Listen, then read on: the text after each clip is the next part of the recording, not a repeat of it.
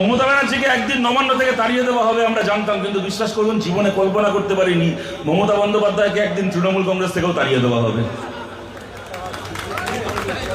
গত 15 বছরে যখনই কথা বলেছে আমাদেরকে শুনতে, বিশেষ করে গত 5 বছর যখন আমাদের কোনো বিধায়ক ছিল না বিধানসভায়, যখন প্রশ্ন করেছি, যখন কোনো সরকারের সমালোচনা করেছি, কোনো বিষয়ে কোনো প্রশ্ন তুলেছি, ওদের কোনো দুর্নীতিকে চ্যালেঞ্জ করেছি, প্রত্যেকবার একটা কথা শুনতে হয়েছে, কি সিপিআইএম তোমার কথার উত্তর কেন দেবো? তোমার হাতে কজন বিধায়ক আছে? তোমার হাতে কজন বিধায়ক আছে যে তোমার কথার উত্তর দেব? আজকে মমতা ব্যানার্জি আমরা আপনাকে জিজ্ঞেস করছি, আপনার হাতে এখন কজন বিধায়ক আছে?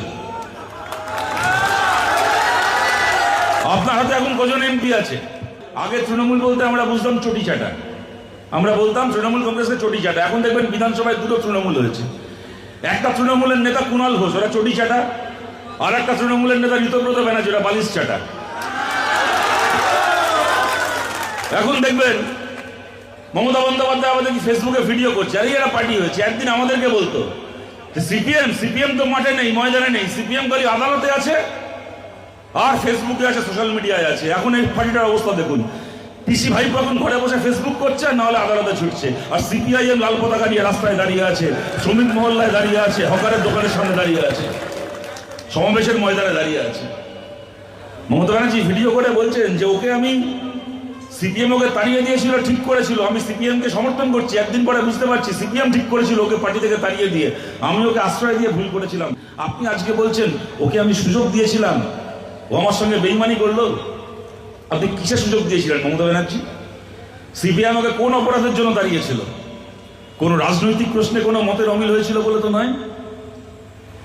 সিপিআইএম কেন দাঁড়িয়েছিল? একাধিক মহিলা যার বিরুদ্ধে এমনকি একজন ধর্ষণের অভিযোগ করেছিল, সিপিআইএম ধর্ষণের অভিযোগ পেয়ে একটা ধর্ষককে তাড়িয়েছিল। মমতা ব্যানার্জি আপনি সুযোগ দেওয়ার কথা বলছেন, আপনি কাকে সুযোগ দিয়েছেন? আপনার ধর্ষক, আপনার কাছে একজন মহিলা, আপনি নিজে একজন মহিলা মুখ্যমন্ত্রী, আপনার কাছে বালুরঘাটের একজন মহিলা গিয়ে বলেছিল মমতা ব্যানার্জি আপনার কাছ থেকে আমি বিচার চাই, আমাকে দিনের পর দিন ধর্ষণ করেছে এই ব্যক্তিটি। একজন মহিলা ধর্ষিতা হয়ে আপনার কাছে বিচার চেয়েছিল, আপনি তাকে বিচার দেননি, আপনি ধর্ষককে আপনার দলে আশ্রয় দিয়েছিলেন। আর তারপরে যখন আরজি করের আন্দোলন চলছে, ধর্ষকদের শাস্তি পেয়ে গোটা বাংলা উত্তাল, আপনার নিজের দলের এমপি জহর সরকার তিনি বললেন যে না, এরকম অবস্থায় আজকে আমার নিজের পরিবার আছে, আমার নিজের ঘরে মহিলারা রয়েছে, আমার স্ত্রী আছে, আমার সন্তান রয়েছে, এই পার্টিকে সবাই ধর্ষকদের পার্টি বলছে, গোটা বাংলা এখন আরজি করের বিচার চাইছে। এই সময় আমার পক্ষে তৃণমূল কংগ্রেসে আর থাকা সম্ভব নয়। ধর্ষণ কাণ্ডের প্রতিবাদ করে জহর সরকার তার এমপি পদ থেকে ইস্তফা দিলেন। আপনি মমতা ব্যানার্জি গোটা বাংলা যখন ধর্ষকদের বিচারের দাবিতে উত্তাল, আপনি সেই সময় দাঁড়িয়ে একজন ধর্ষককে আপনি পশ্চিমবাংলা থেকে রাজ্যসভার এমপি করে বাড়ালেন। এই হচ্ছেন আপনি মমতা ব্যানার্জি। আর এখন বলছেন যে আমার সঙ্গে বেইমানি। কি বেইমানি হয়েছে আপনার সঙ্গে? বেইমানি তো হয়েছে বাংলার মানুষের সঙ্গে। এই যে আপনার দলের এই 60 জন এমএলএ, এই পাশে বারাসাতের কাকলি ঘোষ দস্তিদার, আজকে আপনারা দেখছেন সকাল থেকে এই কাকলি ঘোষ দস্তিদার থেকে শুরু করে তৃণমূল কংগ্রেসের 20 জন এমপি আজকে বিজেপির সঙ্গে মিটিং করেছে, শুভেন্দু অধিকারীর সঙ্গে মিটিং করেছে, করে বলেছে আমরা লিখে দিচ্ছি, স্পিকারকে চিঠি দিচ্ছি, আজকে থেকে আমরা আর লোকসভায় বিজেপি বিরোধী নই, আমরা আজকে থেকে এনডিএর শরিক। বেইমানি তো হলো সেই সমস্ত সাধারণ মানুষের সঙ্গে, যে সাধারণ মানুষগুলোর কাছে আপনি মমতা ব্যানার্জি, অভিষেক ব্যানার্জি আপনারা ভোটের আগে গিয়ে বলেছিলেন সিপিআইএমকে ভোট দেবে না, আইএসএফকে ভোট দেবে না, কংগ্রেসকে ভোট দেবে না, ফরওয়ার্ড ব্লককে ভোট দেবে না, এরা সবাই বিজেপির দালাল। আমি মমতা ব্যানার্জি, আমি তৃণমূল কংগ্রেস, আমি একমাত্র বিজেপি বিরোধী, আমার দলের এমপিগুলোকে জেতাও, তাহলে আমরা বিজেপির বিরুদ্ধে লড়াই করব পার্লামেন্টে গিয়ে। আজকে সিপিআইএম এর মোস্তাফিজুর রহমান নিজের জায়গায় দাঁড়িয়ে আছে, আইএসএফ এর নওশাদ সিদ্দিকী নিজের জায়গায় দাঁড়িয়ে আছে, আজকে কংগ্রেসের নেতারা নিজের জায়গায় দাঁড়িয়ে আছে। একমাত্র আপনি মমতা ব্যানার্জি, আপনার দলের এমএলএ এমপি গুলো বিজেপির জুতো পালিশ করছে, বিজেপির জুতো পালিশ করছে দিল্লিতে গিয়ে।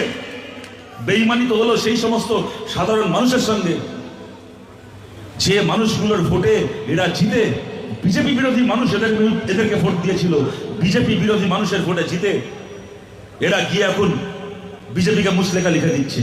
আপনি বলছেন আপনার সঙ্গে বেইমানি হয়েছে, আপনার সঙ্গে আবার কি বেইমানি হয়েছে?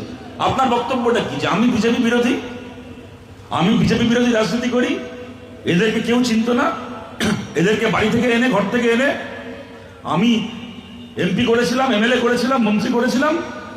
আজকে এরা আমার দলের সঙ্গে গদ্দারি করে, নিজের দলের সঙ্গে গদ্দারি করে এরা বিজেপির সঙ্গে সেটিং করছে, বিজেপির সঙ্গে বোঝাপড়া করছে। এই তো আপনার অভিযোগ, তাই তো? মমতা ব্যানার্জির তো এটাই অভিযোগ আজকে। আচ্ছা, মমতা ব্যানার্জি আজ থেকে 28 বছর আগে আপনি কি করেছিলেন? আজকে এই সন্দীপন সাহা, আজকে এই কাকলি ঘোষ দস্তিদাররা যা করছে, আজ থেকে 28 বছর আগে ঠিক এই কাজটা কে করেছিল? আপনি মমতা ব্যানার্জি। কলকাতার কালীঘাটের একটা টালির চালের ঘরে আপনি বড় হয়েছেন। আপনাকে কংগ্রেসের মতো একটা দল আপনার ঘর থেকে নিয়ে এসে আপনাকে ভারতের এমপি করেছিল, ভারত সরকারের মন্ত্রী করেছিল, রাজীব গান্ধীর ক্যাবিনেটে, নরসিংহ ক্যাবিনেটে আপনাকে কংগ্রেস মন্ত্রী করেছিল। আর আপনি কি করলেন? নিজের সস্তা ধান্দাবাজির জন্য যে কংগ্রেস দল আপনাকে দল থেকে এনে ভারতবর্ষের মন্ত্রী করলো, সেই কংগ্রেস দলে পশ্চিমবাংলায় লালবাতি জেলে ওদের 1 নম্বর শত্রু বিজেপির ঘরে গেলেন, বিজেপির সঙ্গে মন্ত্রিত্ব করলেন, বিজেপিকে পশ্চিমবাংলায় নিয়ে আসলেন। ঠিক এই কাজ আজ যে কাজ কাকলি করছে, আজ যে কাজ দেব করছে, আজ যে কাজ ওদের জুনমালিয়া করছে, ঠিক এই কাজ আজ থেকে 28 বছর আগে আপনি মমতা ব্যানার্জি করেছিলেন। ধর্মনিরপেক্ষ একটা দল আপনাকে ভারতের মন্ত্রী করেছিল, তাদের পিঠে ছুরি মেরে আপনি বিজেপির সঙ্গে জোট করে বিজেপি সরকারের মন্ত্রী হয়েছিলেন, সেই দলটাকে পশ্চিমবাংলায় তুলে দিয়েছিলেন। পাপ কারো পাপকে সারে না মমতা ব্যানার্জি, পাপ আপনার বাপকেও সারেনি।